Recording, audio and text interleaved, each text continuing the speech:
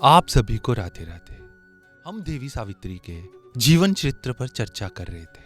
हम जानते हैं कि जब देवी सावित्री ने अपने पिता राजा अश्वपति को यह बताया था कि मैंने अपने लिए सत्यवान को पति रूप में वरण कर लिया है, तो देवर्षि नारद जी ने बताया था कि सत्यवान की आयु केवल 1 वर्ष ही शेष रह गई है। ऐसे में पिता ने सावित्री से कहा था कि बेटी, तुम पुनः खोज कर लो और अपने लिए कोई और वर ढूंढ लो, क्योंकि सत्यवान 1 वर्ष बाद मृत्यु को प्राप्त हो जाएगा।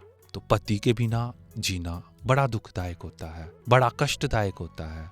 जानबूझकर भी ऐसा कार्य क्यों करना? जब पता है कि 1 वर्ष के बाद विधवा हो जाना है, तो फिर वहां विवाह क्यों करना? क्योंकि 1 वर्ष तो पति के साथ रह लिया जाएगा, उसके बाद तो बहुत जीवन पड़ा हुआ है, फिर सारा जीवन कष्ट क्यों सहना? तो सावित्री ने अपने पिता से जो कहा था वो सभी को याद रखना चाहिए। सावित्री ने कहा था कि पिताजी, भाइयों में धन का बंटवारा एक ही बार किया जाता है। माता पिता जो धन छोड़ गए हैं उसका जब भाइयों में बंटवारा होता है तो केवल एक ही बार होता है, बार बार नहीं होता। ऐसा नहीं है कि एक बार बंटवारा कर दिया और फिर कुछ वर्षों बाद दोबारा बंटवारा हो। जब हो गया तो हो गया। कन्या एक ही बार दी जाती है, कन्या का विवाह बार बार नहीं होता। एक बार कन्यादान कर दिया तो हमेशा के लिए कर दिया। ऐसा नहीं है कि एक बार कर दिया और फिर पुनः उसका कन्यादान कर दो, फिर पुनः कर दो। एक ही बार दान किया जाता है, दूसरी बार नहीं किया जाता। और जो श्रेष्ठ दाता होता है वो मैं दूंगा ऐसा कहकर एक ही बार में श्रेष्ठ वचन देता है।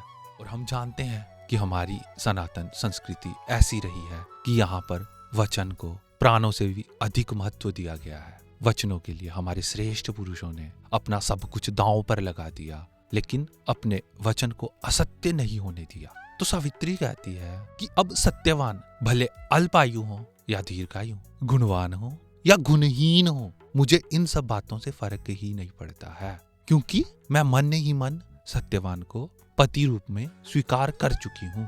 पहले मन से निश्चय किया जाता है, फिर वाणी के द्वारा उसे कहा जाता है और फिर उसे कार्य रूप में परिणत किया जाता है। तो सावित्री कहती है कि इस विषय में मेरा मन ही प्रमाण है।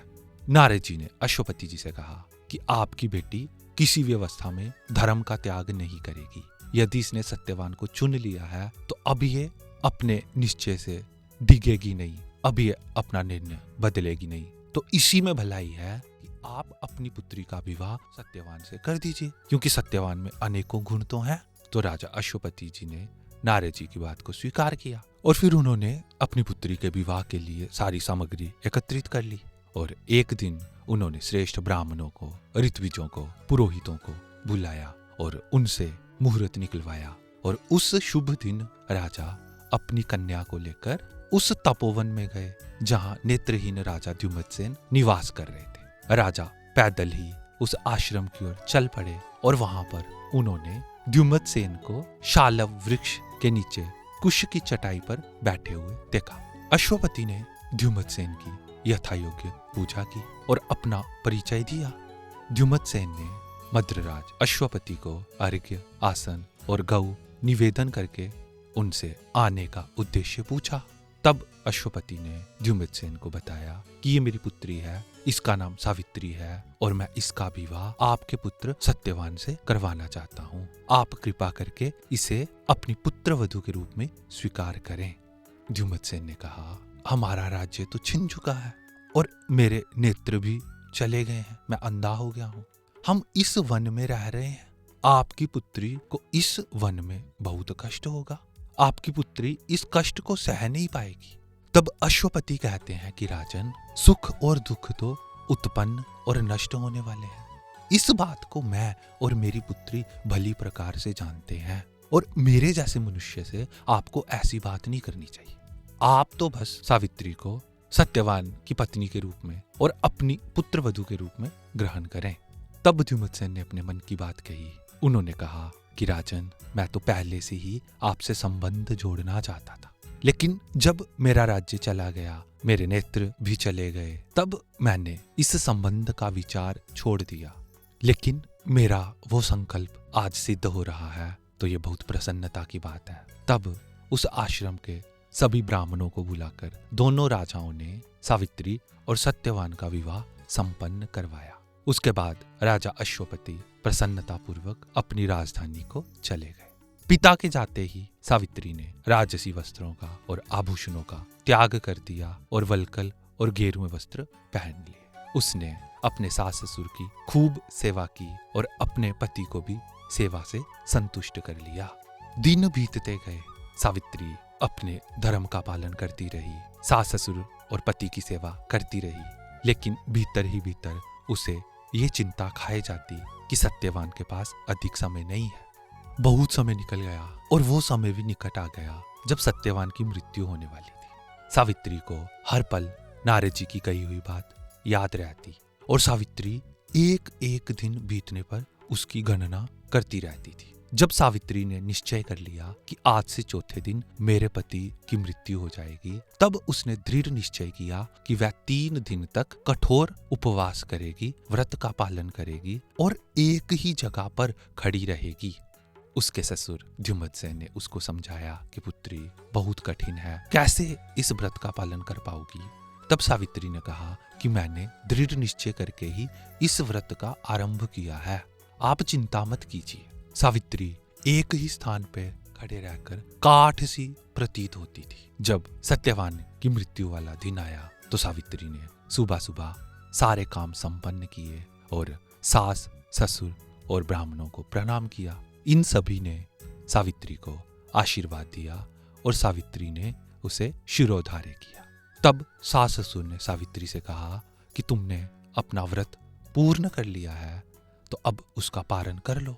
परंतु सावित्री कहती कि मैं सूर्यास्त के बाद ही पारण करूंगी, ये मेरे मन का संकल्प है और मैंने ऐसी प्रतिज्ञा की है। जब सावित्री ये बातें कर रही थी तो तभी सत्यवान ने कुल्हाड़ी ली और फूल फल समीधा आदि लाने के लिए वन की ओर जाने लगे। सावित्री ने अपने पति से कहा, मैं आपके बिना नहीं रह सकती, मैं भी आपके साथ वन में जाना चाहती हूँ। सत्यवान ने कहा कि सावित्री, जो वन का मार्ग है वो बड़ा दुखदाई है, बड़ा कठिन है, तुम नहीं चल पाओगी। लेकिन सावित्री कहती कि मैं चल लूंगी, आज मैं आपके बिना नहीं रह सकती, मुझे अपने साथ ले चलो।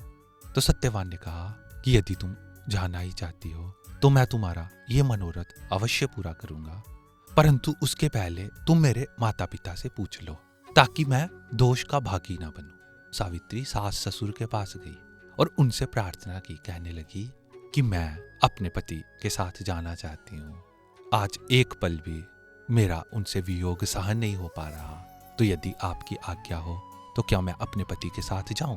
सावित्री को पता है कि आज मेरे पति की मृत्यु हो जाएगी, कितनी पीड़ा, कितना दर्द, कितना दुख उसके हृदय में हो रहा होगा, लेकिन बाहर से वो हंसती हुई कह रही है कि मैं अपने पति के साथ जाना चाहती हूँ।